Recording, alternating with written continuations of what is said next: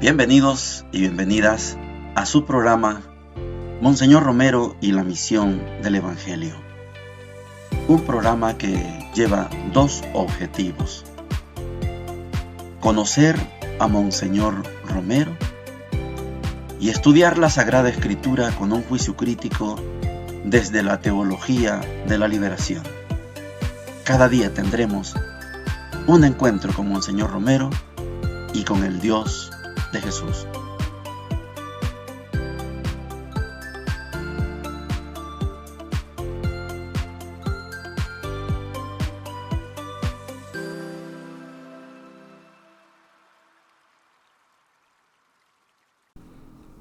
Hola, ¿qué tal? Este es su programa Monseñor Romero y la misión del Evangelio. Acabamos hoy la semana número 18 del tiempo ordinario. Es sábado 9 de agosto. Hoy estaremos, primero Dios, en la comunidad de base Monseñor Romero, allá en Jardines de Colón. Tenemos una celebración del nacimiento de Monseñor Romero, que es el 15 de agosto. Lo estamos adelantando para hoy, sábado 9, y para poder estar recordando, rememorando, reasumiendo el compromiso de ser romeristas, romerianos, hasta el último suspiro de nuestra vida. En la primera parte de esta homilía del 6 de agosto de 1979, vamos a escuchar, como les he dicho, Monseñor Romero va subiendo de tono poco a poco. Hoy, en el ámbito de las contribuciones que la Iglesia puede dar al proceso de liberación del país, y voy a decir procesos de liberación de todos los países que quieran aceptar la palabra de Monseñor Romero, entre esas contribuciones está el señalar las idolatrías. Monseñor se concentra en 3 idolatrías que seguramente estarán en todos los países. Oigamos a Monseñor. También por eso colabora la Iglesia desenmascarando idolatrías. Y en mi carta pastoral me digo principalmente en 3 que llamo absolutizaciones, es decir, como que fueran el absoluto del hombre. Para unos es la riqueza y la propiedad privada. La Iglesia dice la riqueza no es una absolutización. La propiedad privada no tiene un sentido definitivo. El Papa lo ha dicho con palabra muy certera sobre la propiedad privada: grava una hipoteca social. El bien de todos es lo que interesa, no la riqueza de unos cuantos, ni la propiedad privada de unos pocos.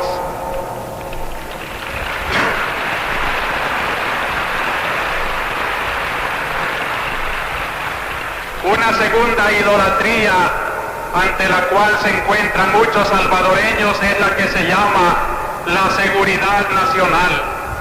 Puebla la llama forma capitalista e imperante en muchos países de América, y allí se inspira la estructura represiva de muchos países. Palabras de Puebla: a nombre de la seguridad nacional se inmolan centenares de vidas, se violentan derechos de ciudadanos, y es ridículo. En nombre de una seguridad se implanta la inseguridad del pueblo. El Estado Mayor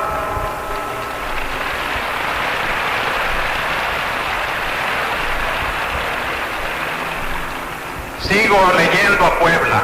El Estado Mayor sustituye inconstitucionalmente las instancias políticas que debían decidirse democráticamente en el curso político de la patria. También la otra absolutización en que muchos salvadoreños, tal vez de buena voluntad, se encuentran, y es bueno tenerlo en cuenta en esta hora en que estamos desenmascarando idolatrías ante el único Señor Jesucristo,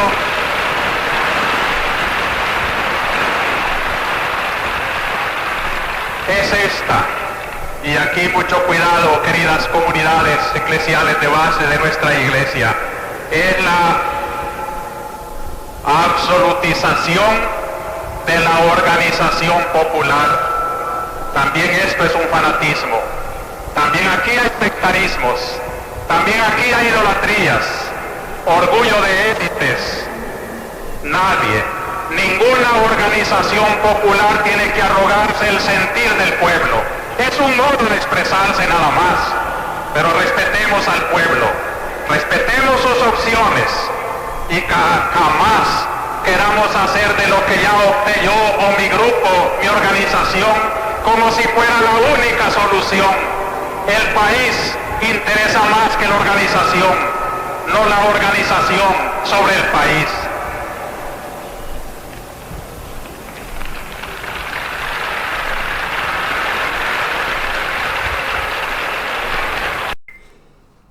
Para los que son salvadoreños, para los que de alguna manera estuvimos presentes cuando Monseñor Romero daba estas homilías en la YSAX, La Voz Panamericana, creo que es fácil comprender estas palabras de Monseñor Romero, de tal manera que no hay necesidad de dar una explicación, porque los que tenemos los 30 años conocemos y escuchamos de su voz hace 46 años. Escuchamos estas voces, estas denuncias de las idolatrías y las comprendíamos muy bien. Pero hay personas, tal vez jóvenes, tal vez que no son salvadoreños, y necesitan, es mi entender, necesitan una ampliación para que pueda quedar más claro este acto de Monseñor Romero de denunciar estas tres idolatrías que él llama absolutizaciones.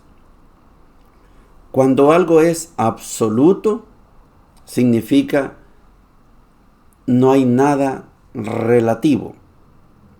Lo absoluto es la propiedad privada. Lo absoluto es la seguridad nacional. Lo absoluto es la organización. Entonces todo lo demás queda como relativo y queda sin importancia. Cuando el absoluto es la propiedad privada, entonces todo el Estado, todos los aparatos del Estado, todas las leyes se ponen en función de la propiedad privada. Y entonces, en ese tiempo de Monseñor Romero, aquí se hablaba de que el país tenía 14 dueños, 14 familias eran los dueños del país. Ese concepto de 14 familias después al parecer se redujo a 5, hoy se habla de 21. En todo caso, siempre pesa la propiedad privada. Y Monseñor retoma las palabras, o la palabra, dice él, la palabra certera del Papa sobre la propiedad privada, grava una hipoteca social. Esto debemos nosotros remontarnos a aquellas 3 fases que yo insisto mucho sobre el tema de la bendición. Ayer venía en el microbús y había un letrerito que decía: en mi caso no es suerte, es bendición de Dios. Eso decía el sticker que venía pegado en el microbús. Cuando alguien considera que Dios bendice a unos y maldice a otros, entonces la propiedad privada es una bendición, porque ellos tienen todas las tierras del país, porque ellos son los dueños de los bancos, ellos son los dueños de las empresas y todo el Estado está al servicio de ellos. Esta es la absolutización de la propiedad privada. En tiempos de Monseñor Romero vivíamos en una dictadura militar. Esto lo voy a profundizar un poquito más en la segunda idolatría, pero la dictadura militar decía quién gobernaba y quién no gobernaba. La dictadura militar decía a quién masacraba y a quién protegía. La dictadura militar decía quién puede tener tierra, quién no puede tener tierra, etc. En ese contexto de dictadura militar, cualquier movimiento, cualquier protesta era reprimida, porque había que respetar la propiedad privada. El Papa, con su palabra certera, dice Monseñor, dice la propiedad privada, sobre la propiedad privada grava una hipoteca social. En el tema de la bendición, si Dios bendice a la propiedad privada, no es que Dios maldiga al que no tiene propiedad o al que trabaja para los dueños de la propiedad privada. Ese concepto es el primer nivel de la bendición. Segundo nivel es que si Dios bendice la propiedad privada, entonces la propiedad privada está obligada a dar una partecita de su bendición, y es la limosna. Y puede ser ahora el salario mínimo, lo más mínimo que se pueda, es una limosna. Pero cuando el Papa dice grava una hipoteca social, es que la propiedad privada se pone en función de la colectividad. Esta etapa aquí en el país y en muchos países no la hemos estrenado. La propiedad privada sigue concibiéndose como la que Dios bendice y Dios bendice. Y si acaso te doy un sueldo mínimo, pero si puedo poner un robot que haga el trabajo de 20 personas, compro el robot.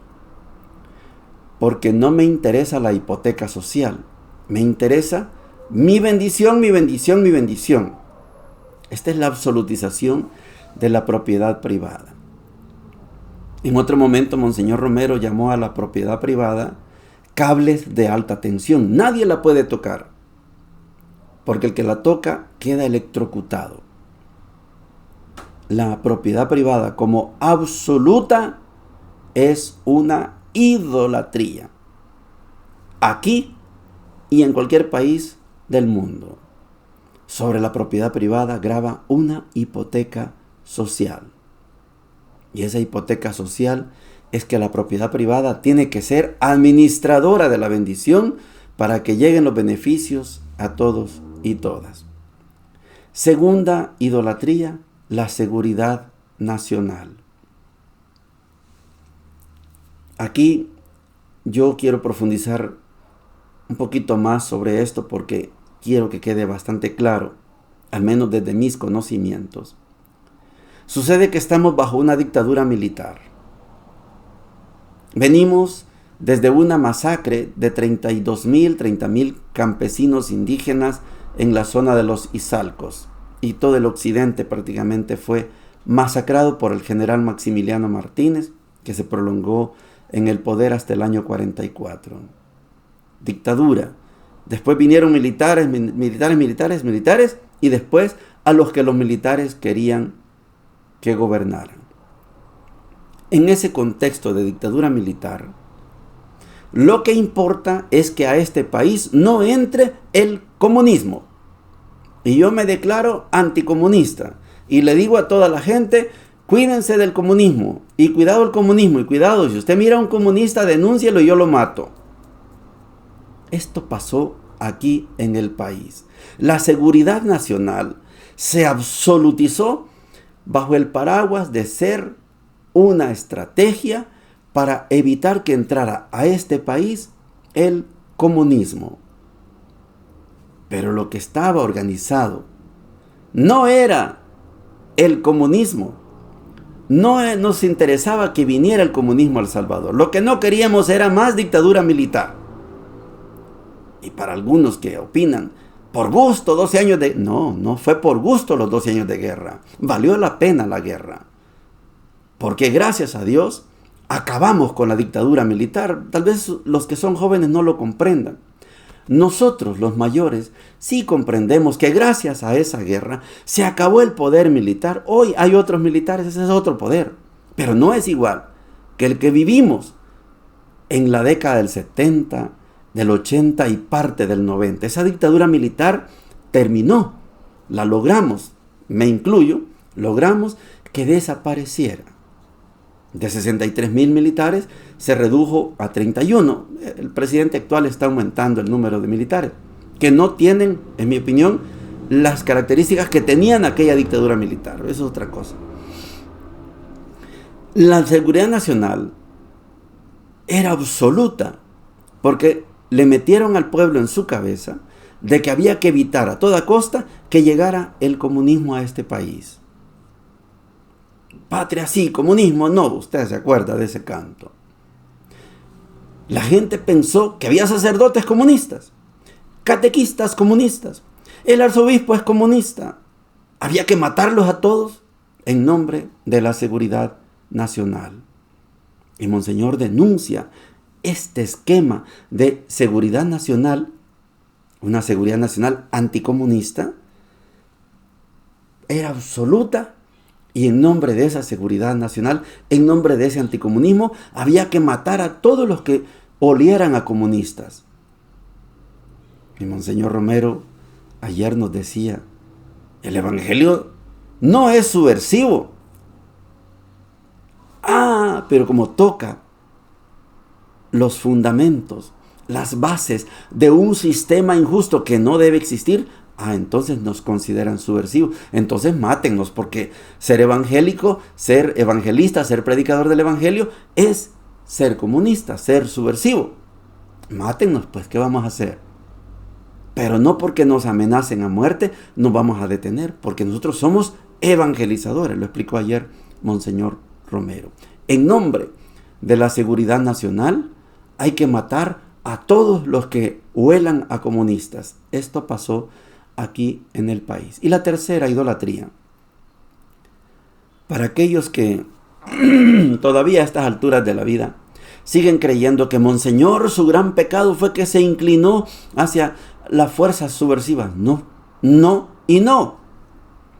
La denuncia también como idolatría. Porque lo que tiene que estar por delante es el bienestar del país, no la organización. Y cuando la organización se vuelve igual que la propiedad privada, igual que la seguridad nacional, absolutas, es idolatría. Se da cuenta cómo en la iglesia, yo soy uno de los defensores, no nos llamen idólatras. Hincarme frente a una imagen no es idolatría. Ayer llegó un muchacho, creo yo 35 años, y sin ninguna vergüenza, echó una limosna a la imagen del corazón de Jesús. Acuérdese que yo estoy cerquita de ahí. Y se hincó, extendió sus manos y oraba. Eso no es idolatría. Esto que señala Monseñor Romero, esto sí es idolatría.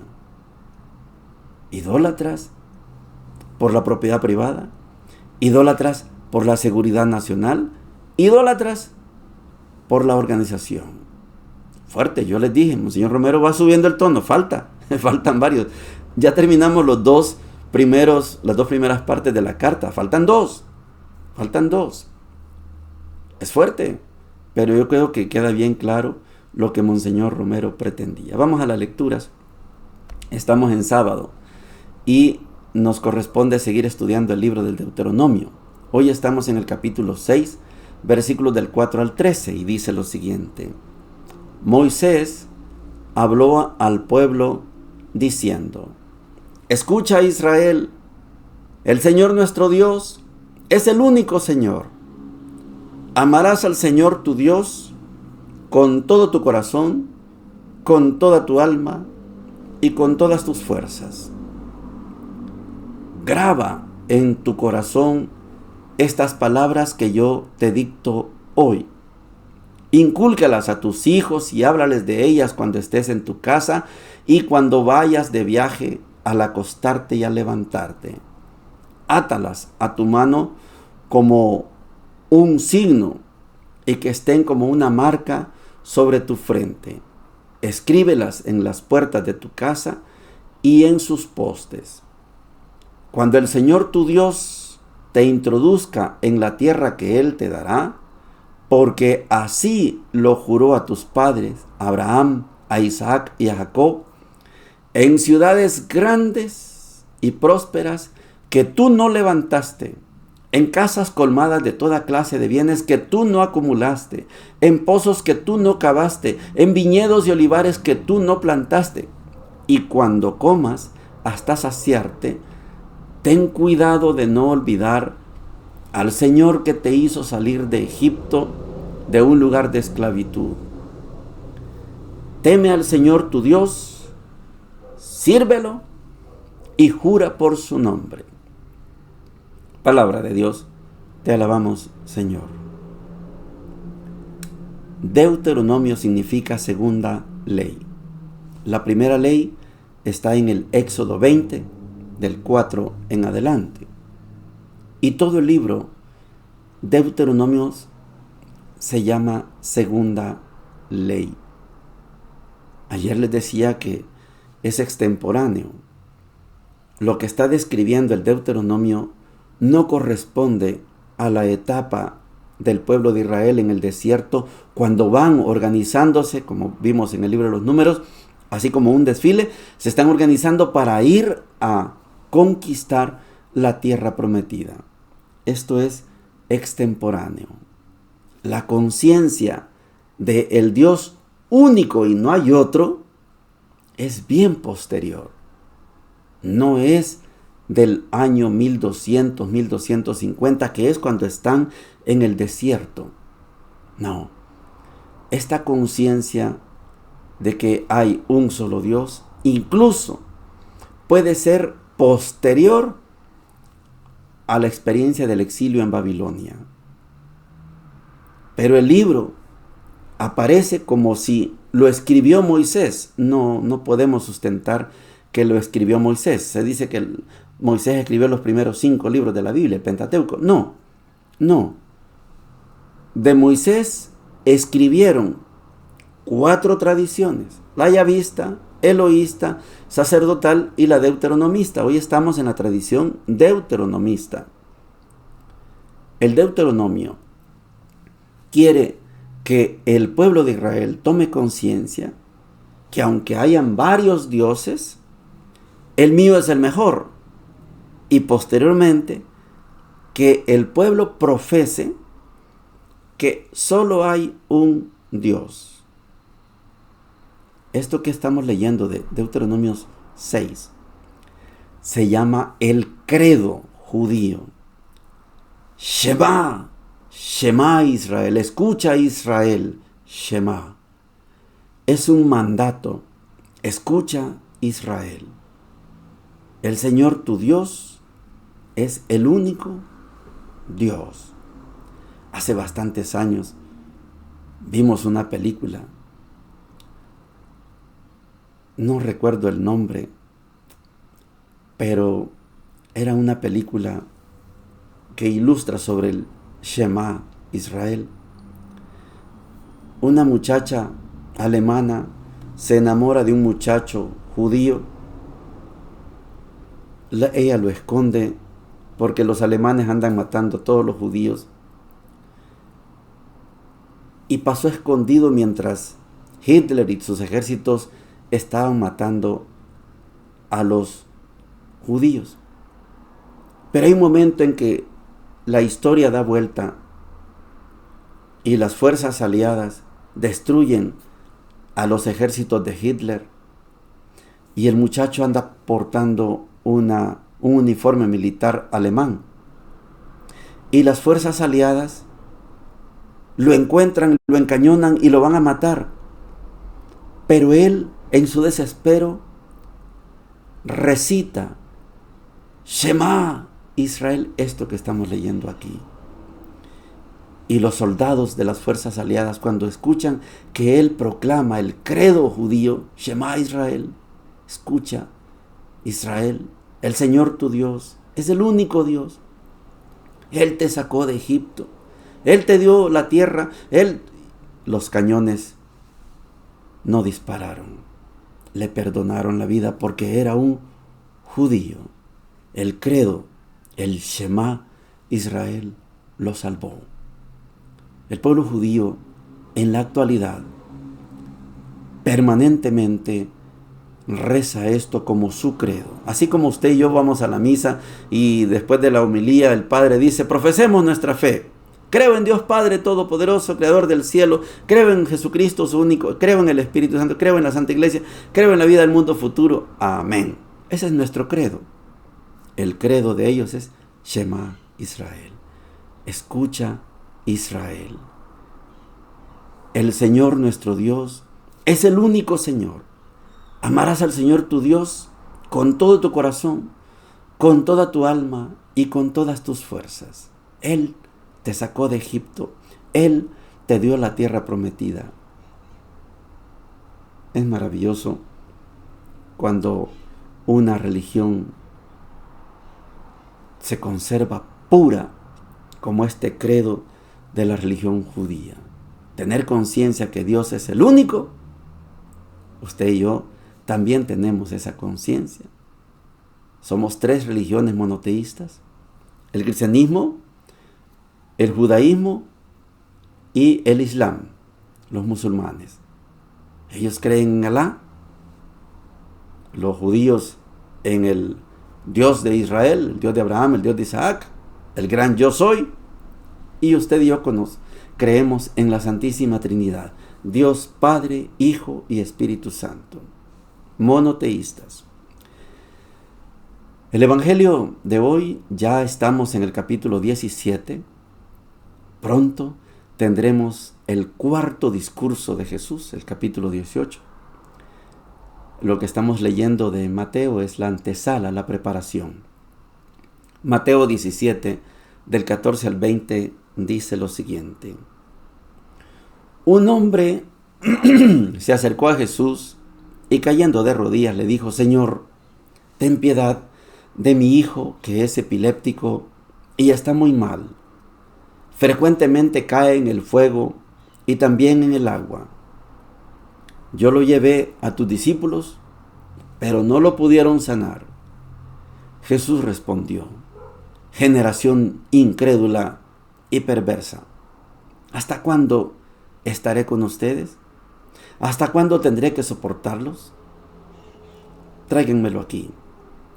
Jesús increpó al demonio y éste salió del niño, que desde aquel momento quedó sano.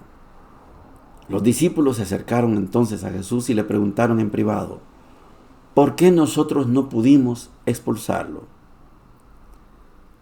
Porque ustedes tienen poca fe, les dijo.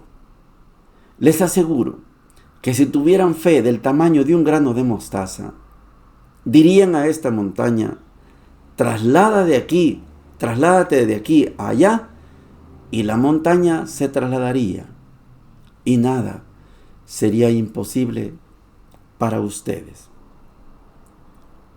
Palabra del Señor, gloria y honor a ti, Señor Jesús.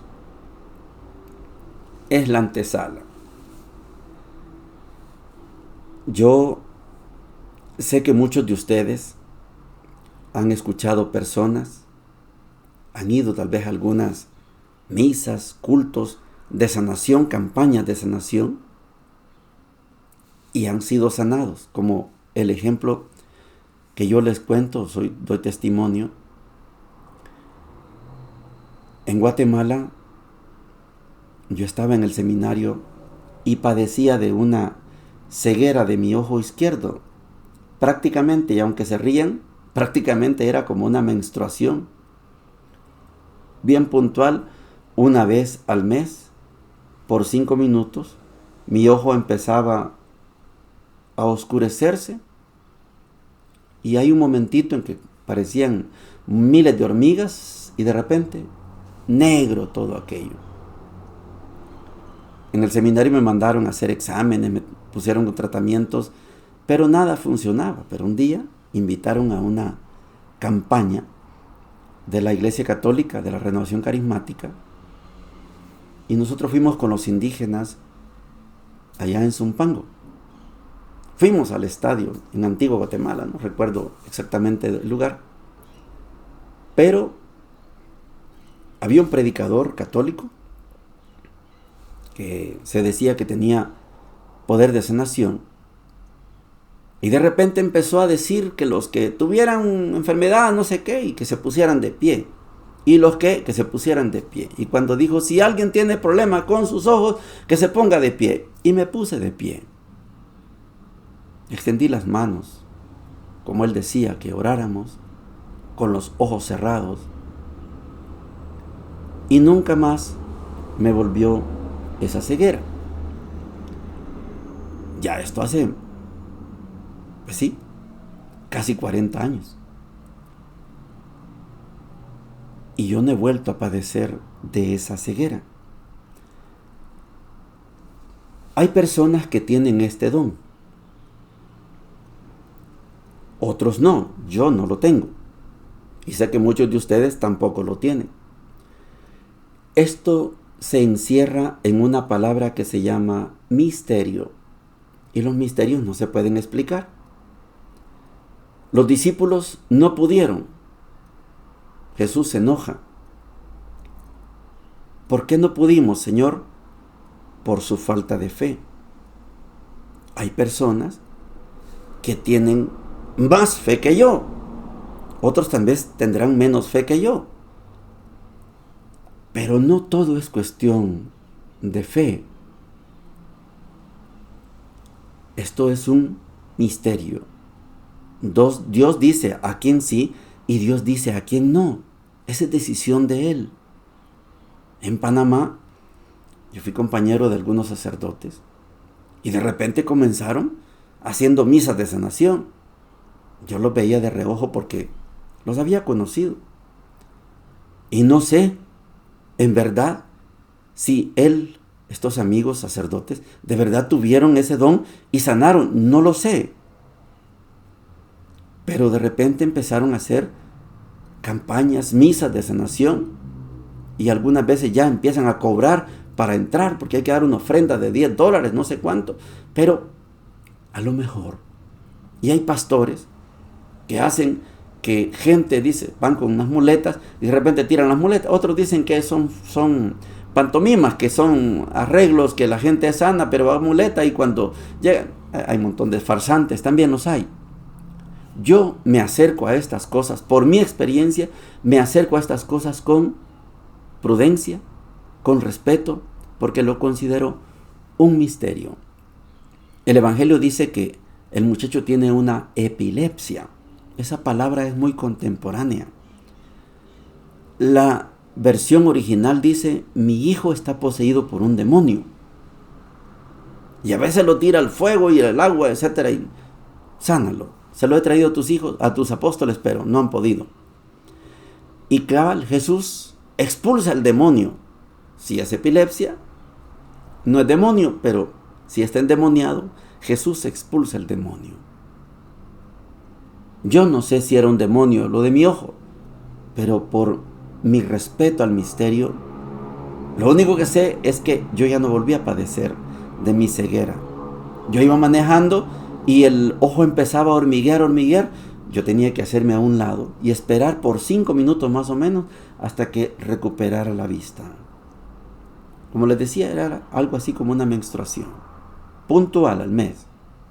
A veces estaba jugando basquetbol y empezaba el hormigueo, permiso, me iba a sentar porque no podía jugar, me iban a pegar con la pelota en la cara. No es lo mismo un ojo que 2 ojos. Entonces, en el seminario yo di ese testimonio y hasta hoy lo vivo y lo agradezco a Dios. Esto que está describiendo el Evangelio de Mateo, tomémoslo usted y yo como una antesala. Es una preparación para lo que viene. Viene el discurso, el cuarto discurso de Jesús, que es la instrucción de la comunidad. ¿Cómo debemos vivir en la comunidad? Bendiciones para todos y para todas. Hemos presentado Monseñor Romero y la misión del Evangelio. Hasta la próxima.